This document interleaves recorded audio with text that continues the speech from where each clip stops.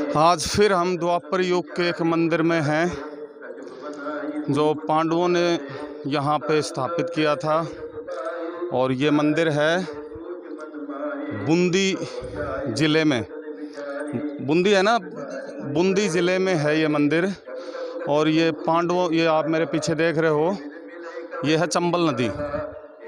और अभी हम आपको यहाँ की गुफा और क्या क्या यहाँ पांडवों ने किया था वो सभी बातें पुजारी जी से करवाएंगे आपकी, और यहाँ के दर्शन करवाएंगे। और एक प्रार्थना है, निवेदन है कि सनातन धर्म को बढ़ाओ और जहाँ पे प्राचीन मंदिर हैं वहाँ पे आओ, इनके दर्शन करो, कैसे क्या हुआ था। ये यहाँ के पुजारियों से, हमारे महात्मा हैं, इनसे पूछो और बच्चों को इसके बारे में समझाओ कि हमारे पूर्वज क्या थे, हम किन की संतानें हैं। तो वीडियो में बने रहिए। अभी हम पुजारी जी के साथ चलेंगे और आपको बताएंगे। पुजारी जी, आपका नाम क्या है? मैं पुजारी रामकृष्ण शर्मा, मंदिर पुजारी केशवराय भगवान, केशवराय पाटन। पट्टन पूर्व में इसको पट्टनपुर तीर्थ के नाम से जाना जाता था, आज ये केशवराय पाटन के नाम से जाना जाता है। बूंदी जिले में स्थित ये मंदिर है, अति प्राचीन है, पांडवों द्वारा स्थापित है। ये जो मंदिर हम देखने जा रहे हैं ये माँ ब्रह्माणी का मंदिर है, जो सब लोगों को संतान उत्पन्न करने में सहायता करती है, हम सबको तैयार करती है, हमें घरती है, बनाती है, हमें जन्म देती है और पालन पोषण करने का जो आगे का जो काम है वो हमारी अन्नपूर्णा मैया करते हैं। पहले मैं आपको माँ ब्रह्माणी के दर्शन कराता हूँ। माँ ब्रह्माणी जो हम सबको बनाती है और हम सबको जन्म देती है। ये है माँ ब्रह्माणी का मंदिर जो पांडवों द्वारा स्थापित किया हुआ है। ये हमारे पुजारी जी बता रहे हैं। ये कौन कौन से देवता हैं सर, बताना। ये क्या है? ये तो है ब्रह्मांड, ये पूरा ब्रह्मांड है, ये पूरा ब्रह्मांड है। इस मूर्ति पे जो कलाकृतियां आपको नजर आ रही हैं ये पूरा ब्रह्मांड है।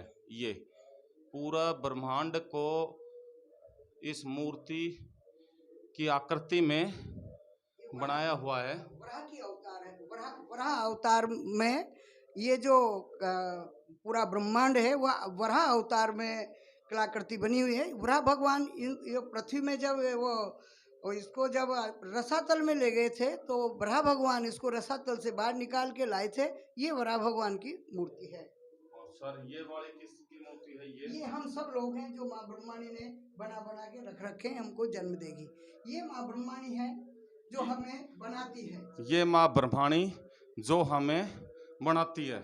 ये उनकी सास है जो मिट्टी वगैरह तैयार करती है, और माँ ब्रह्माणी जब बना के कंप्लीट कर देती है तो फिर वो जो भी कोई कमी रह जाती है ये उनको पूर्ण करते हैं। ये उनकी सास है, ये उनके मामा हैं जो हमारी 9 महीने तक पूरे गर्भ में रक्षा करते हैं और अपने इष्ट से आराधना करते रहते हैं कि हम सकुशल रहें, हमारा जीवन आगे का भी सकुशल रहे। ये उनके मामा जी हैं। और पुजारी जी जो ये नीचे वाली कलाकृतियां हैं ये सब हम लोग हैं, ये पूरा ब्रह्मांड है।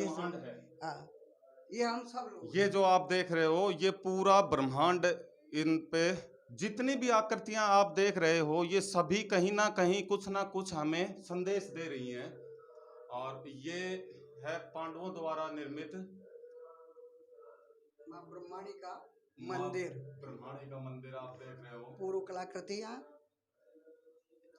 और अब कहाँ चलेंगे? हम अन्नपूर्णा के पास चलेंगे, जो हमारा उदर में, माँ के उदर में जो हमारी रक्षा करती है, हमें अन्न पहुंचाती है, हम उस अन्नपूर्णा मैया के यहाँ चलेंगे। अभी पुजारी जी हमें माँ अन्नपूर्णा के मंदिर में लेके चलेंगे, फिर हमें पांडवों की गुफा भी दिखाएंगे जहाँ पे वो तपस्या करते थे। ये जो आप देख रहे हो ये सब द्वापर युग का बना हुआ है। ये बाबर आया था, उसने तुड़वाए थे मंदिर, बाकी फिर भी अभी अवशेष बचे हुए हैं। इसके ऊपर का गुम्बद तुड़वा दिया गया है ना। बाबर आया था तब उसने बहुत ज़्यादा नुकसान किया था हिंदू धर्म में, औरंगजेब, बाबर।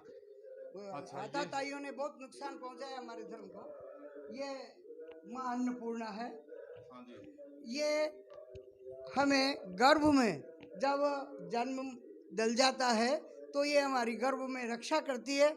माँ के पेट में हमें जो भी पदार्थ हमें जो प्राप्त करवाती है, हमें जीव डालती है, ये माँ अन्नपूर्णा हमारे को अन्न प्रदान करती है। अच्छा जी, अब और क्या दिखाओगे पुजारी जी ये आगे? शिव जी का कलाकृति वाला मंदिर है जो पांडवों द्वारा स्थापित है। अब हम आपको ये राइट वाला या लेफ्ट वाला सर? दोनों। ये जो आप देख रहे हो भव्य मंदिर, ये पांडवों द्वारा निर्मित है। और इन मंदिरों में एक विशेष चीज आपको देखने को मिलेगी कि हर जगह कहीं ना कुछ आकृतियां कलाकृतियां बनी हुई हैं। ये हमें संदेश देती हैं कि हमें क्या करना चाहिए, कैसे रहना चाहिए पूरे ब्रह्मांड को। ये हर मंदिर में होती है पुजारी जी, जो ये मूर्ति है, ये किस चीज की है? ये मूर्ति क्या है?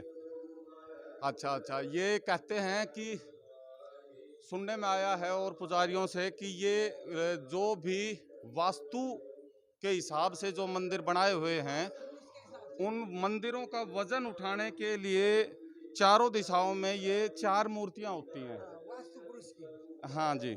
और ये देख लीजिए, इसमें कहीं आपको चुनना या कुछ नहीं लगा हुआ, ये सिर्फ पत्थर पे पत्थर रख के और फिर तैयार किया हुआ मंदिर है। चलिए इसके अंदर चलते हैं। ये पांडवों द्वारा गुफा है।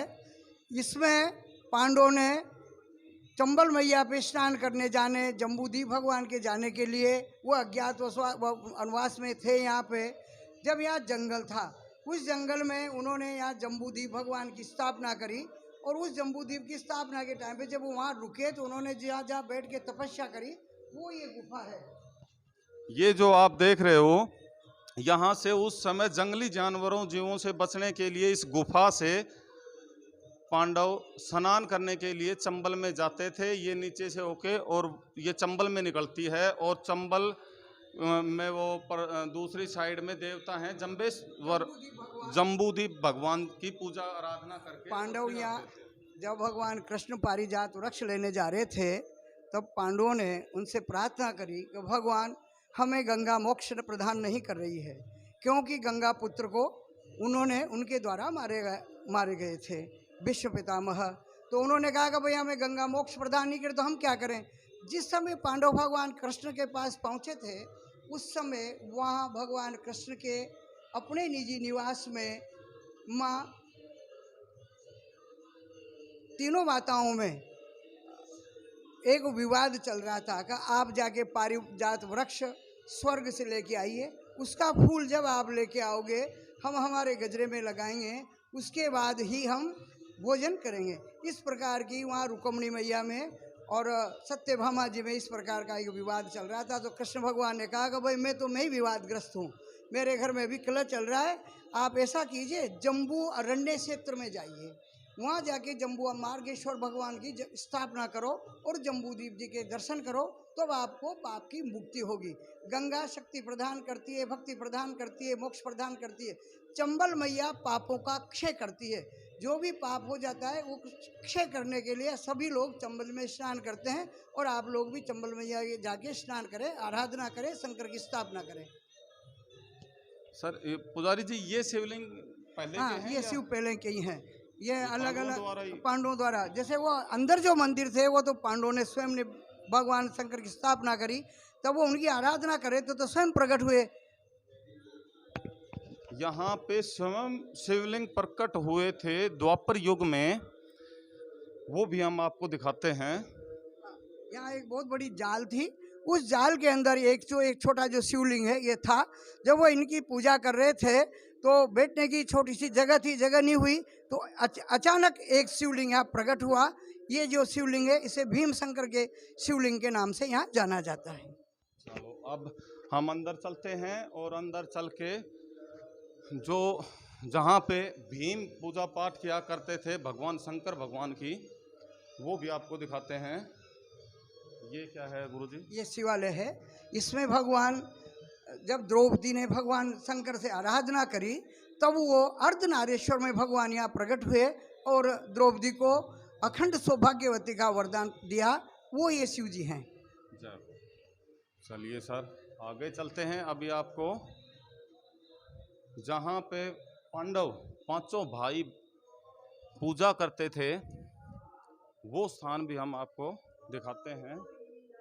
ये भी द्वापर युग का ही है और इस मंदिर के बारे में भी अभी हम आपको दूसरे भाग में बताएंगे। हाँ जी, अंदर बंद है।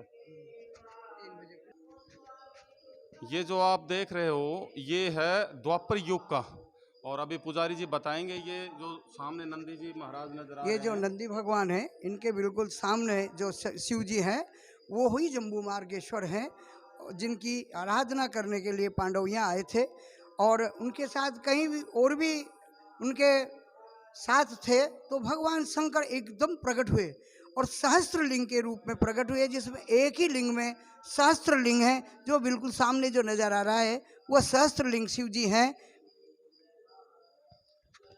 अभी पुजारी जी